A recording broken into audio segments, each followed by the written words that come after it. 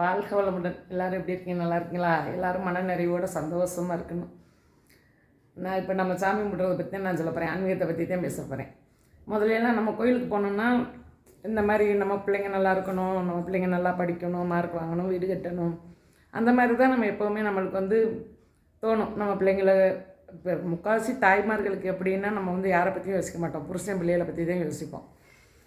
நம்ம கணவர் நல்லா இருக்கணும், நம்ம பிள்ளைங்க நல்லா இருக்கணும், நம்ம பிள்ளைங்க நல்லா படிக்கணும், நம்ம பிள்ளைங்க நல்லபடியாக கல்யாணம் ஆகி செட்டில் ஆகணும், அப்படி தான் யோசிப்போம். ஆனால் குறிப்பிட்ட ஒரு காலகட்டத்துக்கு மேலே இப்போல்லாம் கடவுள்கிட்ட போனோம்னா, கோயிலுக்கு போனால் எதையுமே கேட்கலாம் தோண மாட்டேங்குது. கடவுளே, இந்தளவுக்கு எங்களை நல்ல ஒரு கைகால் சொத்தோடு வச்சுருக்கீங்கல்ல, நன்றி கடவுளே, அந்த மாதிரி தான் இப்போல்லாம் கேட்க தோணுது. நம்ம இப்போல்லாம் போனோம்னு வச்சுக்கோங்க, நம்ம தெய்வத்துகளுக்கு பூரா நன்றி சொல்கிறதுக்கே நம்மளுக்கு நாள் பத்தாது போல். இப்போ நான்லாம் ஒரு காலத்தில் எல்லா தெய்வத்துக்கிட்டேயும் எனக்கு அது வேணும், இது வேணும், எனக்கு வீடு கட்டணும், கார் வாங்கணும், என் பிள்ளைங்க இன்ஜினியர் படித்து முடிக்கணும், ஃபீஸ் கட்டணும், எங்களுக்கு பணம் வேணும், இப்படி தான் நம்ம ஒரு காலத்தில் கேட்டு ஓடணும். இப்போ ஒரு காலத்தில் நம்ம பிள்ளைகளை செட்டில் பண்ணிட்டோமா, இப்போ நம்ம எந்தெந்த தெய்வத்துக்கிட்டேலாம் நம்ம இது வேணும் அது வேணும்னு கேட்டு போகணுமோ அந்த தெய்வத்துக்கிட்ட பூரா போய் நன்றி சொல்லணும். அப்படி தான் தோணுது. அது ஒரு கடமை. நம்ம எப்படி கேட்க போனோமோ அது மாதிரி அப்போ எல்லா தெய்வமும் கொடுத்தாங்கல்ல, நம்ம நன்றி சொல்லணும்ல. எல்லோரும் என்ன பண்ணுறோம், நான் வயிற்று வலிக்கும் போது கடவுளே என் வயிற்று வலியை தீர்த்து விட்டுருங்கன்னு நம்ம கேட்குறோம்.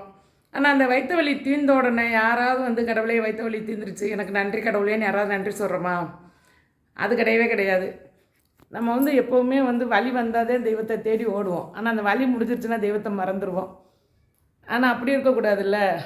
நம்ம தெய்வம் நம்ம கேட்கும்போதெல்லாம் நம்மளுக்கு எல்லாமே ஓரளவுக்கு நல்லா செஞ்சாங்க.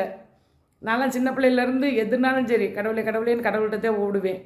அப்போ ஒரு காலகட்டத்திலலாம் நான் சொந்த வீடு கட்டணும், வீடு வேலை நிற்காமல் முடியணும் அப்படின்றதுக்காகலாம் நான் பழனி பாத யாத்திரையெல்லாம் போவோம்.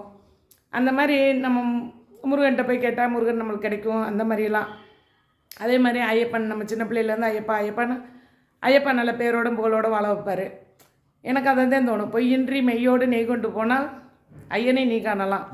ஆனால் என்றைக்குமே ஐயப்பன் நம்மளை நல்ல ஒரு பேரோடு புகழோடு வாழ வைப்பார். அந்த மாதிரி தான் நான் சின்ன பிள்ளையிலேருந்து ஐயப்பனை பார்த்தா அப்படி தான் நினைப்பேன். இப்போல்லாம் ஐயப்பா இந்தளவுக்கு எங்களை கைகால் சொத்தோடு ஓட வச்சுருக்கேல்ல, நன்றியா நன்றியான்னு இப்போ எல்லா தெய்வத்துகளுக்கும் நன்றி சொல்ல மட்டும்தான் தோணுது. ஆனால் இந்த பக்குவம் வந்தது எனக்கு வேதாத்திரி மகரிஷி மனவளக்கலைக்கு போன பின்னால் தான் இந்த பக்குவம் வந்தது. நம்ம எல்லாத்துக்கும் நன்றி சொல்லணும், இந்த பிரபஞ்சத்துக்கு நன்றி சொல்லணும், நம்ம இந்தளவு கைகால் சொத்தோடு ஓடுறதே இந்த பிரபஞ்சத்தினால தான் அப்படின்னு. அதனால் முடிஞ்சவங்க தெய்வத்துகளுக்கு நன்றி சொல்லி நம்ம தெய்வத்தை வணங்குவோம். வாழ்க வளமுடன்.